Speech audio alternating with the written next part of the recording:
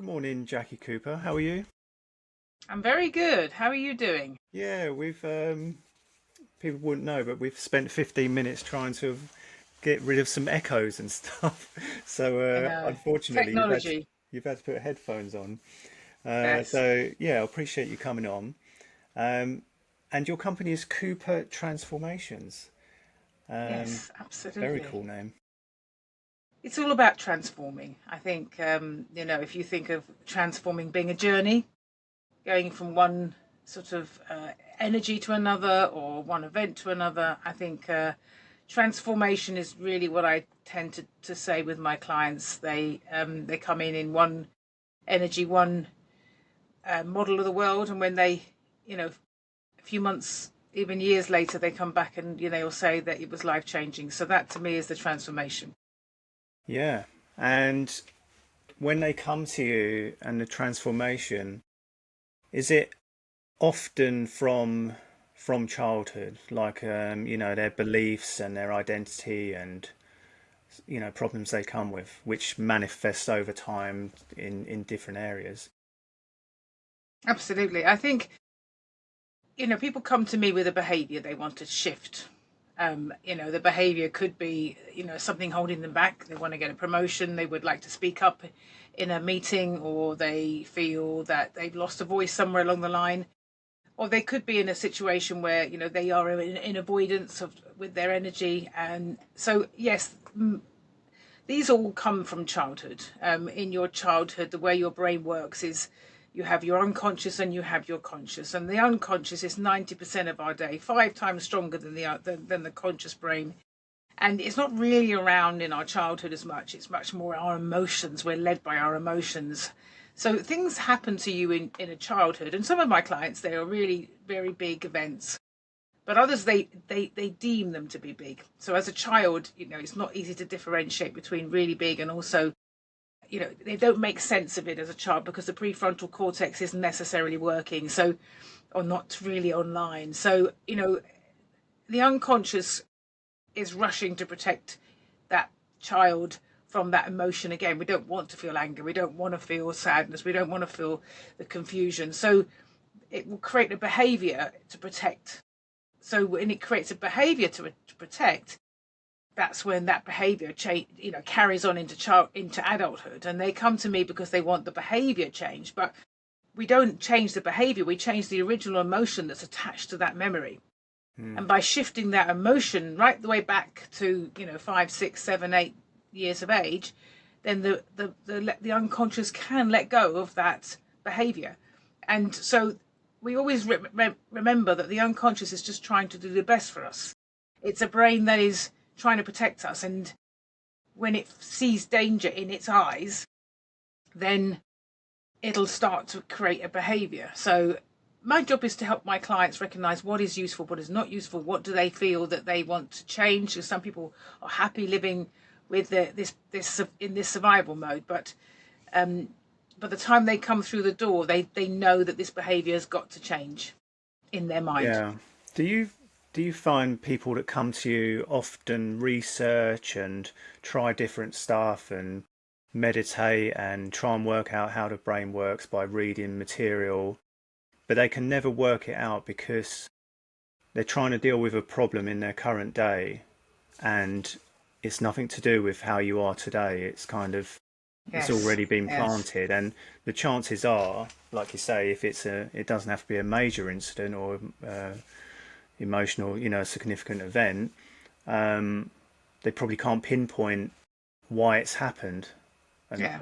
Well, it's like, for example, if you went to the gym and you wanted to, get fit, having a guide, understanding your muscle groups, understanding how to work, is very useful because that person understands how your body works, and therefore you can get to where you want to go more easily. mm, Now, some people can do it by reading and understanding, and I recommend loads of books to my clients so that my job isn't to be there for life. My job is to give them the toolkit for them to fix themselves. And so I will say that sometimes they've come after many years of talking therapy, and I'm, hands up for having been through talking therapy myself. The big problem I find with talking therapy is it's like, this is going to be a bit sort of sexist here, but it's like for a woman emptying her handbag onto the table and then saying, do you feel better now that you can see it all? Well, I don't think that makes me feel better, because I can see everything that I don't like. So my job is to much better to go back in there and reframe and take out things that you feel are not useful, but leave in the ones that are. It's not about completely getting rid of everything. It's more about, what bag are you holding on to that you feel is useful, and which bag do you feel is not useful? So, I will also say to my clients that actually, through life, through this sort of avoidance of certain emotions and the behavior that it creates, you sometimes pick up some really good skills. People become perfectionism or perfectionists. It doesn't mean you've got to get rid of that, but it just takes the emotion out of it, so that it's not, you recognize when you're doing it right, or when you feel you're getting something in place, it feels good. Whereas if you've got people who are, through their limiting beliefs and their imposter syndromes, they're always striving for the next thing, and they're not necessarily being satisfied with what they've done, or not recognizing the things that they're doing well, then it's an exhausting feeling, because you're never feeling good enough. You're never feeling that you're reaching the top of the mountain. And I say to my clients, don't look at the top of the mountain, because there's always another boulder on the top. Look at the plateau you're in and the journey you've come so far. So it's a good point you raised about perfectionism, and I know a lot of painters are perfectionists, and yet I know a lot which still, when before they start a new job on a Sunday night, be worrying as to whether they can do a good enough job. What is the reasoning behind that? Why are they perfectionists, and why do they worry? And when I question people, when's the last time someone complained about your job? They were like, well, never, I can't remember. Yeah, yeah. It's a wiring. I mean, for example, I give you a little story that my brother and sister, being twins, used to be very academically gifted. And and they would come back from school. My sister would get 98 and my brother would get 99. They were always vying for the top spot. Now, my father would say, what did you get wrong? Instead of saying, wow, 98, fantastic, or 99, fantastic, he would always say, what did you get wrong? And so all my sister and brother did was look for their faults, instead of actually recognizing the things that went right. And she's never been able to really be satisfied in anything she's done, because she's always thinking, what could I do better? And that's a limiting belief. Now, it's not necessarily, other families, you would have someone coming in saying, oh my God, 98%, let's celebrate the 98%. So they would always be celebrating what they've already done and be happy with what they've done. And it's just a subtle, it's not necessarily subtle, because I think my father would have said it in all his language was look for the faults. So actually, I think people pick up these limiting beliefs. And I find it especially in high functioning professionalism. I find it in a way, it's a gift, because you can really be precise in what you do. But focusing on being satisfied yourself is I'm good enough. It's a limiting belief, I'm good enough. So I help reframe that early memory. I help them to release the energy, because what it is a blocked energy. It's almost like an energy holding on in there. And when they start to enjoy what they can do, because they believe in themselves, the only person that needs to believe in you is you. Mm.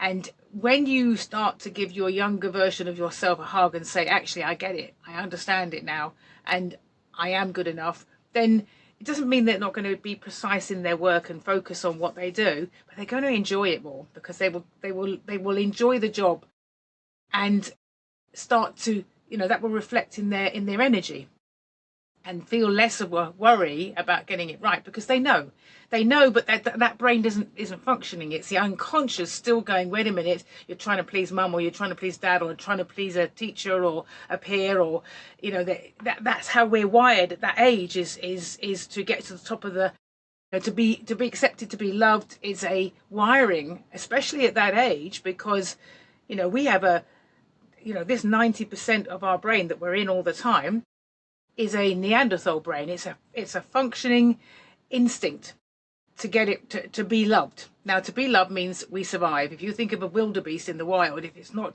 fed, it dies. If you're not by the campfire, you die. So this is a huge instinct. Yeah. So understandably, as a child, if you think that actually if I do more of that, my dad will love me more, and then I'll be accepted. It's a wiring, early wiring, that keeps you sort of going. Even if parents have now deceased, or or even if you're getting on well with them, you've still got that wiring. So my job is to help them rewire, and once you rewire it, then it's a freedom. It's a sense of freedom in what you do. Yeah, even like a good point with regards to people pleasing. So many decorators, and I used to be guilty of it in the past, would do like extras.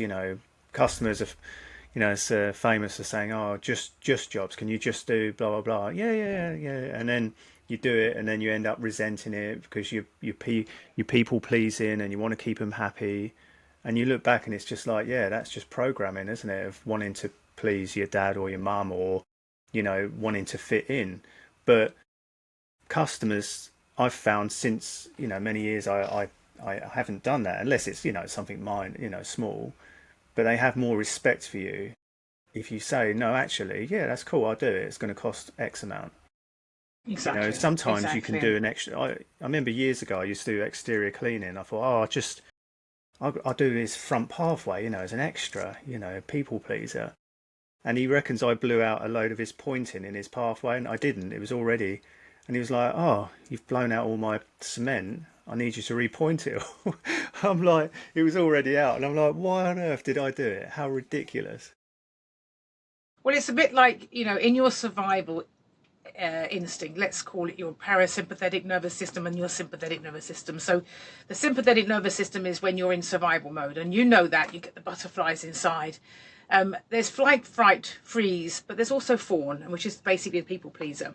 And often that can come from a dysfunctional parent family where you feel that maybe you've got parents that argued a lot, parents that were slightly, it's a lack of control as a child in the environment, and therefore you're trying to keep everybody happy because that stops the pain that you've got inside if things go wrong. And it's also necessarily not a good way, because children that grow up like this, and I was one of them myself, is not very good at understanding conflict. And conflict can be very useful, but conflict also, in my childhood, was a danger. So for me, I ran from conflict, and it was about keeping everybody happy. And then you're Yeah, spinning plates, and you're constantly trying to keep those plates going, because if one drops, the pain comes in, and that feeling, it's all about that energy that you've still got blocked. Even though both of my parents are passed away now, I can still feel that conflict, with my two sons, if they start arguing, I'm right back as a child, because conflict was difficult for me. So I'm always trying to keep the peace in the house. And in the end, they sort of like, Mum, we need a good argument. Leave us alone. And I think I understand that. It's, I get the pain, and I have to go for a walk with the dog and say, actually, this isn't about me. This is about them. And I think that's where you get into a pattern of trying to make people happy, because you're feeding that energy that if you feed it, I'm good enough. But you're never going to get that energy fed by that. The energy that needs to be fed is from you. When you feel good enough, then actually everything else is more about structure and process, rather than that energy that you're looking for. Does that make sense? yeah, and it's like it's creating boundaries, isn't it? Healthy boundaries. And once you've got that, like I say, you will be respected more. Even in your house, Absolutely. your household, like my kids, I do lots for them, but you know, and I love doing stuff for them, but they can certainly take advantage. If Oh my God, someone's a yeah. total mad people pleaser and do like everything for their children, not that they don't respect you, but they kind of almost become to expect it. And then when you don't do something, they're like, "Oh, Dad," you can see how it happens. Absolutely. I think that's the key when it comes to having children is, and parents who have had a dysfunctional childhood, and 90% of the world is in that bracket. I think sometimes you end up trying to sort of put it right through your children. So if my father was sort of a little bit sort of strict and difficult, my brother became very lax with his children. And I think in a way neither are right. But the biggest thing is that what we have to look at with our child is to put them into a growth mentality, because that's where they learn. Now, I've got a child with cerebral palsy, and I remember, from a child onwards, I was always, because he would fall a lot. So I was always trying to pick him up. And I remember my partner once, we were down in Wales and we were on these rocks, and he said, you've got to let him fall because he doesn't know how to pick himself up. So I let him fall and he picked himself up, but it felt wrong in my heart because I wanted to, cushion that. And I haven't done that with my second son. So I think, now I can feel this protection becoming an issue for him, because actually and the great thing is he went off to Africa on his own this year, and I was head in my in my heart, in my hands, but at the same time this is what you need to do, even from about 18 months onwards. Obviously you're not going to leave them alone, but giving them that opportunity of doing it for themselves is going to give them that structure of going into a growth mentality rather than a protection mentality. And I think a lot of my clients come to me in a protection rather than growth. And so they're, recognizing the difference between growth and protection, and, biting your lip, letting them do it themselves. And even just questioning, for example, I think with parents, I hear it a lot when they say, oh, you're stupid, or you're silly, or you're irritating. So they've even given them an identity. Instead of that, you're acting stupid. You're acting this way. It creates the behaviour, not an identity. And I find that working with parents is so important. Yeah, it's scary actually. Not that, I brought my children up pretty well, I reckon. But when I done cognitive hypnotherapy, talking about 0 to 7 years, your brain's like a sponge, it sees stuff in nominal terms, sort of black and white. And, I'd be walking around to my shops and I'd see families arguing, or mum shouting at a kid saying, "You stupid kid," and "stupid idiot," and all this, to this little kid, and I'm just like, oh my god, that kid could brush it off, and you could have, say, twins, one could brush it off, but one could literally take it on board that they Yeah, are yeah, stupid and have that yeah, identity if it's exactly. reinforced enough. And oh my god, it just opens your eyes as to It does. It does. how Yeah. powerful words are. So And I think at that age is 7 as well. I would say most of my clients, if I pinpointed it, sort of 7, 6, 7, 8 are the ages where they because the prefrontal cortex isn't. I mean, it doesn't fully balance till 25.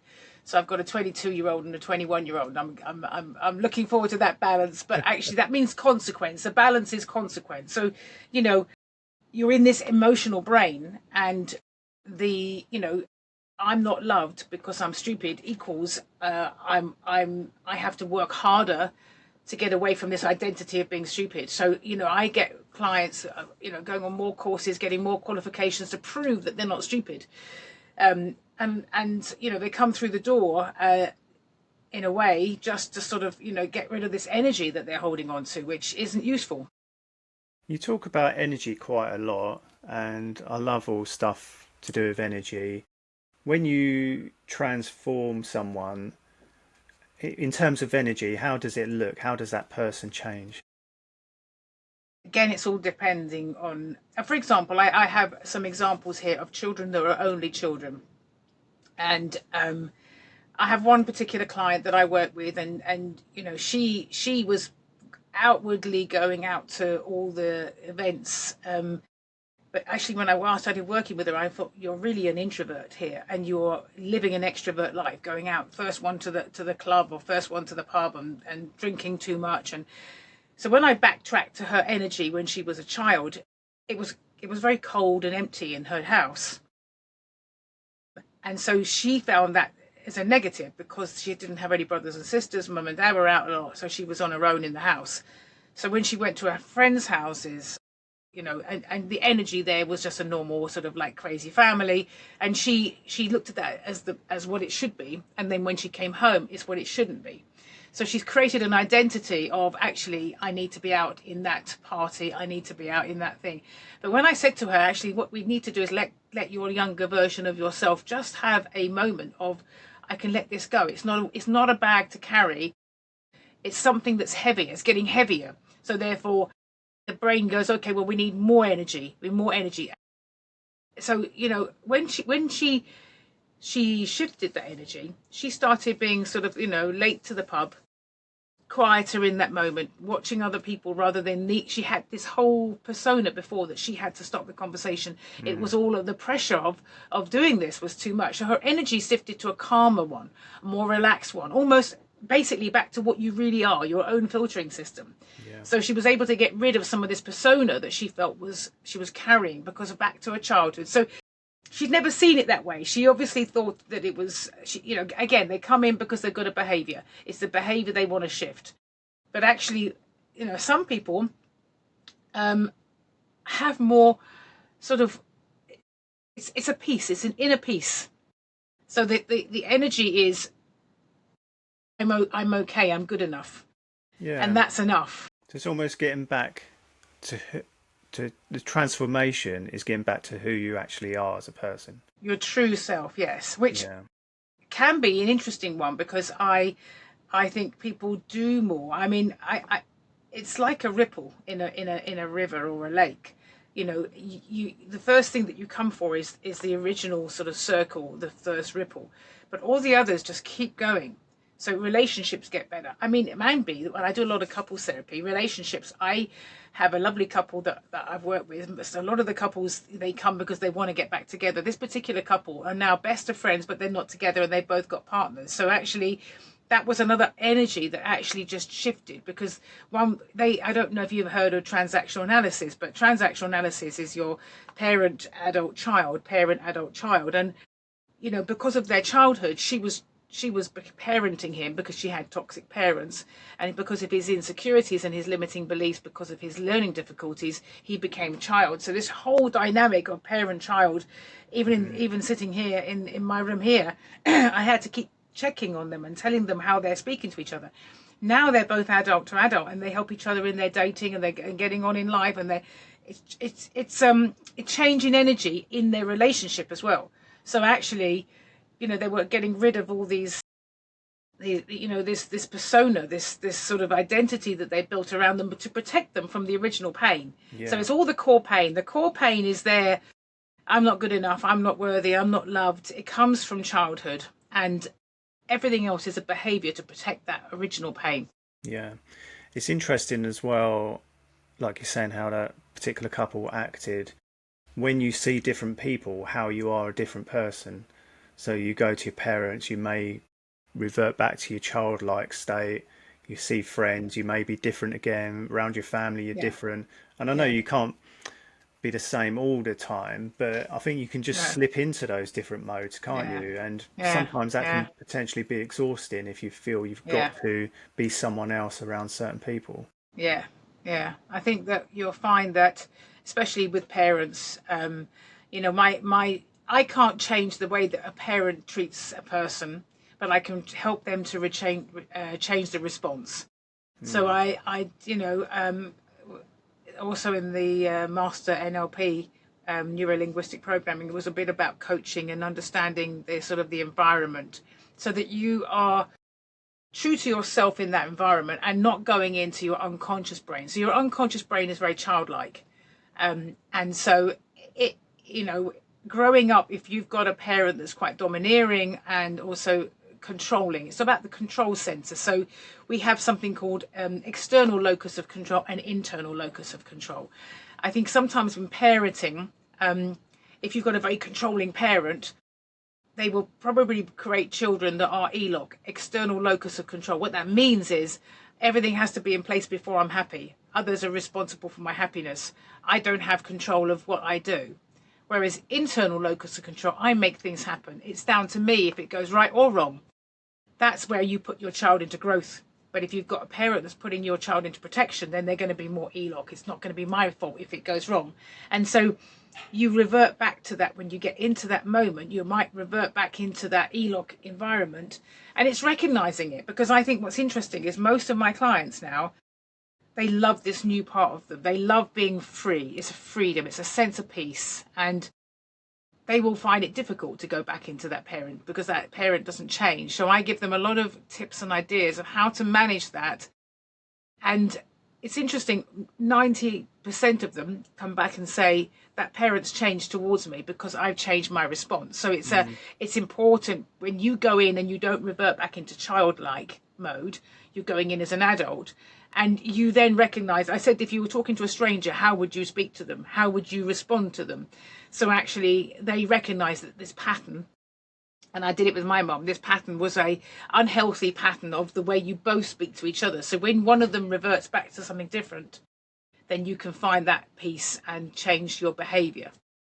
Yeah, it's bringing that pattern to the forefront, isn't it? Because we go through life unconsciously in many Yeah, ways, because yeah, we can't consciously have to consider how to do everything. It all just sort of flows into a seamless kind of day, but it's only by working with people like yourself where you can make them more conscious of what's actually going on. absolutely, You've got to break absolutely. patterns, haven't you? Well, I would say that also one thing there that is that if you've got a dysfunctional father or mother, you probably find you're looking for that in your partner. So you'll find that you're looking for your mother-like figure or your father-like figure. Because if you feel that you've lost a father, you along the way he may not be around. He may have been, not necessarily the best father in the world, or he may have passed away early. You'll find that women are looking for that father figure. They're looking for that, and so that's a hell of a pressure on a relationship because you're not designed to be a parent. You're designed to be a partner, and that goes back to the transactional analysis. So I think that's where I really help with couple therapy is to recognize what bags are you carrying, and you have to remember that in a relationship you are the cake and your partner is the icing, and they are not responsible for building you or to supporting you in that way. Obviously, supporting, yes, but it's not their job to fix you. And I think when people start to recognize that actually this is an individual journey, and then when I work with couples therapy, I tend to work independently for a little while and then bring them together, and it works really well because I get to know both of them. Yeah, it's kind of like if you're single, you need to work on yourself where you're pretty happy in your own life and your percentage is quite high, in terms of, how you feel about yourself. Then if you get a partner, that's like you say, just the icing on the cake. You shouldn't Exactly. be running at 50% because you haven't got a partner and that partner gives you the other 50%. Yeah. Because after Yeah. the honeymoon period, they're never going to be 50%. So it starts to go No. down and down and Yeah. down to Yeah. 60%. And then you're blaming like your partner for your unhappiness when the reality Yeah. is you're not happy in Yeah. yourself. So Yeah. um, just quickly on painters and decorators, which are people pleasers, which feel they're not good enough, even though they're amazing at their job. How can it affect their business and for them for progressing in life? Yeah. I think it's again understanding a balance because I think people pleasers tend to be yes people. They tend to fit more in because again you're feeding an energy. So if you think of this energy as a pain in the body, where would you feel it in the body? You'd feel it in your throat, or you feel it in your chest, or you're in your stomach, and you wake up in the morning, have I got enough on in the day? Have I got enough business? Now, obviously, running your own business, you're always double checking for the money coming in. That is a different thing. But when it comes down to wanting to do more, and obviously there's a life balance. So, I think in a way, this is where you get burnout. And burnout is a really difficult one because you have a cortisol that runs through the body and it's a natural process. So stress is normal. It's how you handle it that matters. So if you don't have a real off sort of a way of managing your off energy that you can release, so doing sport, talking friends, reading books, getting away from it, then you're focused purely on that limiting belief. I've got to do more to feed the energy that is inside. Then it can create a burnout situation. It can create somebody that is, as you say, yes person doing more and more and more. But also there's not the satisfaction of actually look at that amazing job I've done so great and feeling that because you need that euphoria to feed and to sort of soften that need for more. So it's an addiction, a bit like alcohol or drugs or any other addiction, in that you actually want, it can feed into an addiction that actually more is going to feed the energy. But when it doesn't, then it's disappointment. Then you don't feel good about what Mm, you've done. yeah. So actually, you're feeding your own sort of negativity in that situation, that I'm not good enough. Whereas if you and nothing can be done in this moment. It has to be released from childhood because It isn't you, it's your younger Gary that is saying, and maybe lost a voice somewhere along the line, maybe didn't feel heard, maybe didn't feel valued. So actually, he needs you to give him that love and that value, and then he'll give it back 10 times over. So the more you give him, the more he'll give it back. And I have some amazing clients. I had one guy who wanted to be in the Taekwondo team. He was doing a really good job, but he just had no energy in his training. And when we went back to some events as a child where he was being bullied, and we gave him his younger version of him of freedom and the strength to get through that, not only get through that, but to really bring that energy into where he is today. He would say to me, I'm training my younger bro now. And suddenly he flew, and he was able to get into any team he wanted, because he was bringing his younger version of himself into his life. And Yeah. then that broke that cycle, because it's basically a pattern that your unconscious thinks it's doing the right thing. Every behavior has a positive intention. It thinks it's protecting you, but it needs you to say, it's okay, I don't need that anymore, or thank you for getting me to where I am, but I'm not actually finding it useful anymore. And that is where that cycle then is broken. And then you've got fantastic tools, because all your painters and decorators are brilliant at what they do, so that doesn't change. But they actually go, do you know what, that's a good job, I feel good. Or I will actually have some spare time in my week because I want to spend some time with my family, or I want to value my work-life balance a bit better, because that will feed into the energy of doing well. And so just slightly changing the values in there, because the values are created sort of from this limiting belief. Yeah, it's interesting. Like, I, good number of years ago, I stopped. Well, I just done the exterior, but it was an exception. But I stopped doing exteriors because they're just, the English weather's a pain in the backside. And I had one customer who was like, "Oh, Gary, please, I really want you to do it." And I was just like tempted to say, "Oh, okay, I'll get it done." But I didn't do it. I was like, "No, I'm not doing it anymore." And that was a big transformation for me, because in the past, my younger self, before I'd done Quest and hypnotherapy and stuff, I'd have been like, yeah, yeah, I'll do it. I'd have done it, and I'd have hated every minute of it, Yeah, you know. yeah. And it's, again, it just changes you massively, because that would stem from, my childhood, being a bit of a people pleaser. But now taking on the jobs I want, charging accordingly as well, and not even around money, isn't it? Beliefs around money. It's like, oh, that sounds Very much so. expensive, but you all you're basing it on is your own upbringing and environment. Hmm. Yeah. I've started charging so much more money, and I'm getting most of the job still. So it really has an impact on many Yeah, areas of your life. it does. And I think also one of the key areas is when you do a job that you don't like, you've got a little Gary there saying, you're not listening to me, you're Yeah, not hearing me. yeah, And when you're not listening and hearing him, he's going to get stronger, and he's going to get louder, and he's going to get more pissed off with you. So actually, what's important here is to recognize that younger version of yourself needs a voice, needs to feel valued, at least from you.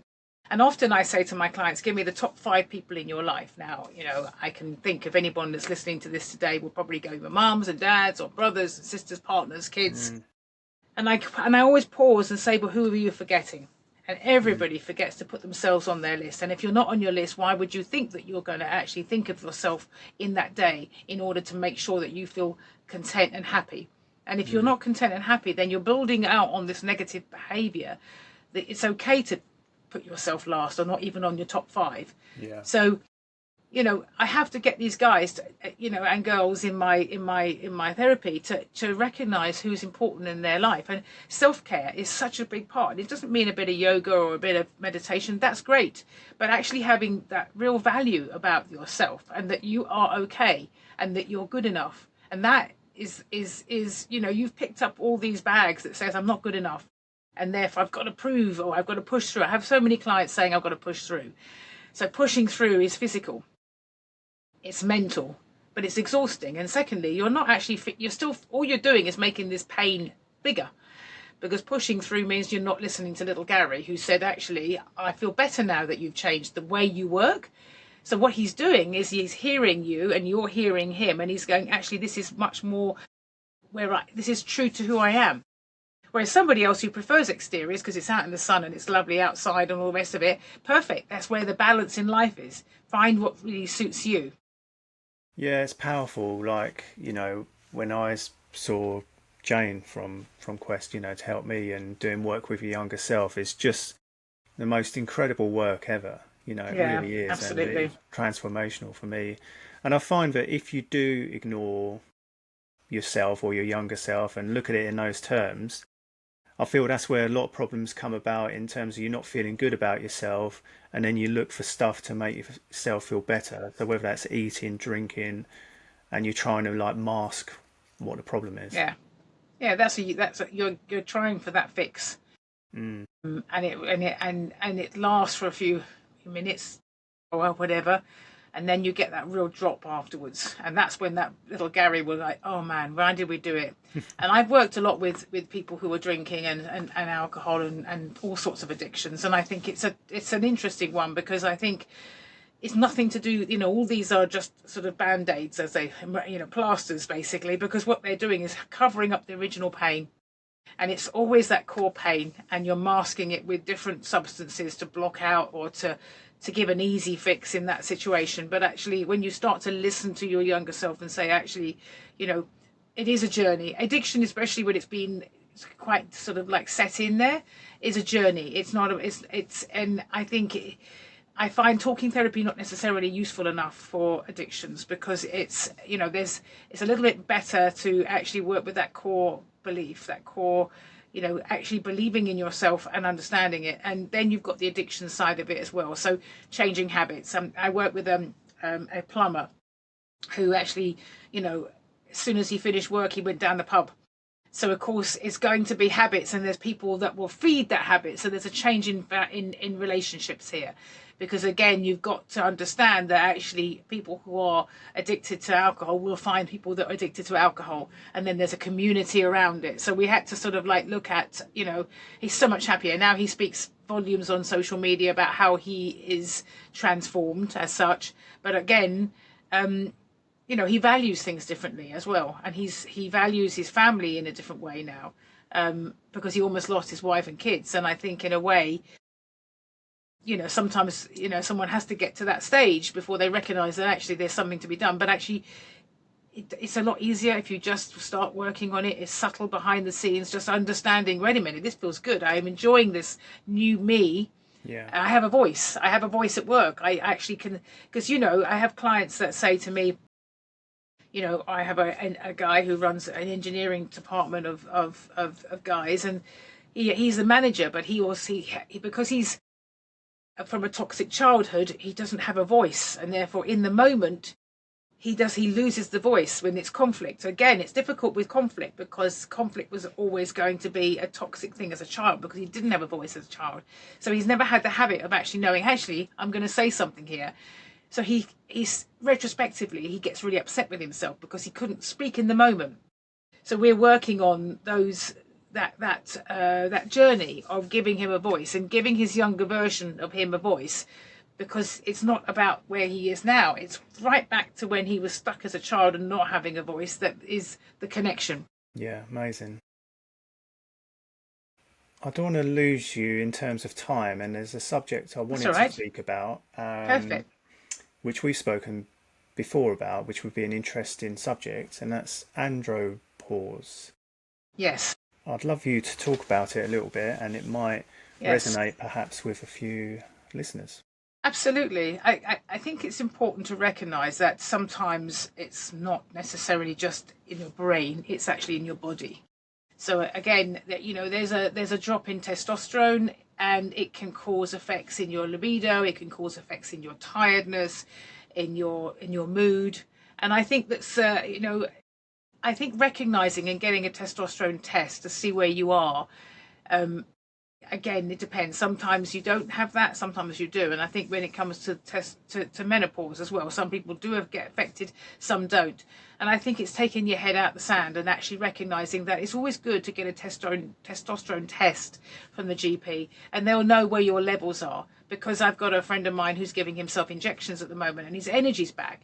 He's got real support. He's like a different person. He's lost a lot of weight. He put on a lot of weight because of his low testosterone, and didn't recognize it. He just thought that he was going through a period of difficulty. He had difficulty with his wife because, again, his wife was finding it difficult because he had changed. He didn't have the libido before. His sex drive had gone. So she thought it was about her. So she's going through menopause, and then so she's thinking she's not good enough. I mean, the whole thing is a Yeah. cascade.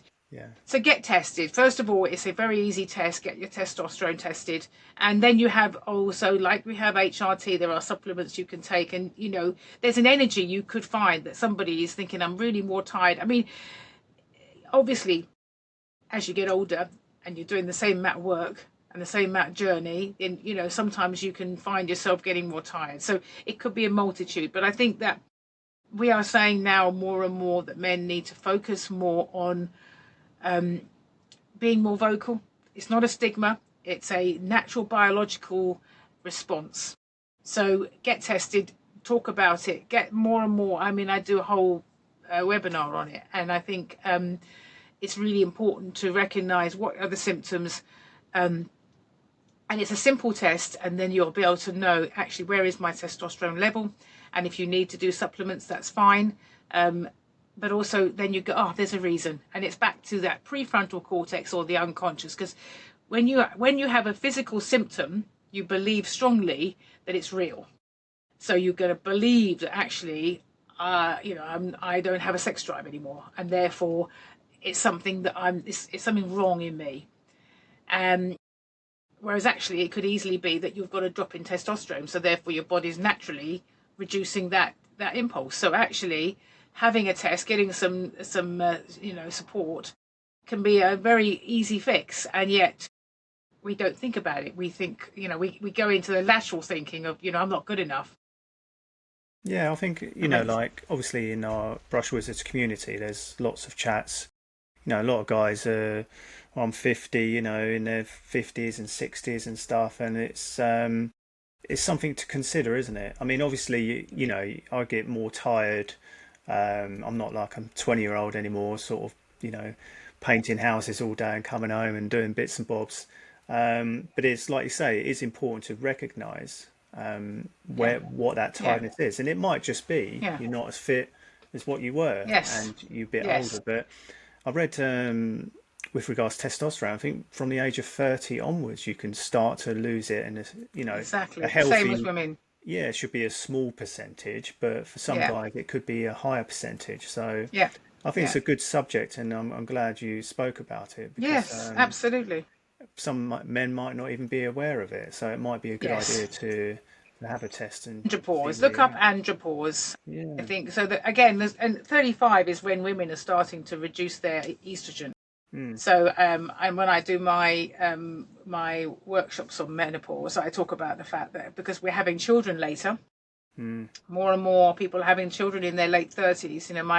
My niece is now pregnant with IBS. She's 39, and I had my last child at 39. So things are moving to that. And of course, there's a perimenopause, and there's also postpartum. So there's basically there's hormonal imbalance, and that causes, when there's a hormonal imbalance, it causes mood swings, it causes tiredness. Same in the men. So when there's an hormonal imbalance, it's mood swings, tiredness, lack of libido, putting on weight when you didn't normally put on weight. So there's a lot of things that actually are down to a depletion in hormone. Mm. So for a simple test, get it done. If you have, if you are depleted, then as I say, I've got a friend of mine who's just doing small injections, very simple, but he said his energy's back. He's lost a load of weight. He looks amazing, and he feels good about himself. So actually, that's something that has helped him. So it's definitely worth talking about. And being, this is the key as well, is that I know from my male clients, it's not easy to talk about mental health and your feelings because we're wired differently. Women are far more lateral in the way they think.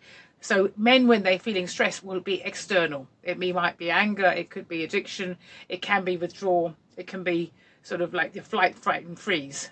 With women, it's far more internal. Because women are far more destructive in that situation. So they're going to be putting themselves into a place of that I'm not good enough. And that can be eating disorders or, again, addictions in that situation. But women talk a bit better. So actually, when they start to recognize that they're not alone, that gives them a feeling of sort of consolidation that they're not alone and they can talk about it. That's what we need for men as well. Is there's more and more now men's groups and clubs and men cafes and it's great because it means that actually you are allowed to talk about your feelings. Mm. And it comes right back to your Neanderthal brothers and sisters. One was out there, creating the sort of like, out there hunting, and one is they have a different role, and it's not just because of the way they grew up; it's the way that you're built. So women did spend more time in groups talking, whereas men were far more external. So we understand it, but it's not necessarily useful. So the more you are able to say, look, actually, it's okay to talk about it, then it goes into the prefrontal cortex because it makes sense. When it makes sense, you hear the word "makes sense." That's that brain clicking in, and when it makes sense, you let it go, or you can let it go, because actually what it means is that it's not in this 90% brain, which is all your instinct and your emotion brain. When it goes into the prefrontal cortex, it makes sense. You go, okay, and then you can think of changing behavior. Yeah. No, it's great. Really great, Jackie. I mean, that's why I'm so glad I'm bringing back these conversations again, on my podcast. And, I did do it years ago. We done some Zooms streaming it into Brush Wizards. But that's what Brush Wizards is all about to me is, it's Absolutely, it's more a than just community. talking about paint. It's a community and Yeah, helping each other. absolutely. Yeah, I really massively appreciate you coming on, and sorry for the technical glitch That's all at the right, no beginning. worries. But yeah, we have a quick chat after when I press stop, and we'll put some links into different bits and bobs. But no, I appreciate you coming on, Jackie. Brilliant, thank you so much for inviting me. Oh, you take care. Take care.